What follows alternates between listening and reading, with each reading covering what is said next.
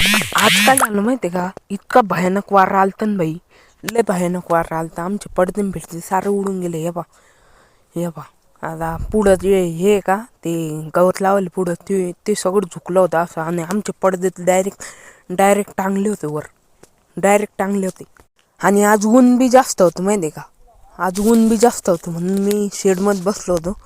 आणि ते बाहेरचे पत्र नाही का आमचे याच्या भुसावरचे, ते तो डायरेक्ट अशा हालत होते ना. आणि गाई आता बांधलेलं आहे आता सध्याला अशी, आणि दादा बसलेले आहे माझ्या पाठमागं. आता माहिती आहे का, मला कांगरी सुपटायला जायचं तिकडच्या औरत, आणि आता मी चाललेलो आहे सध्या इकडं.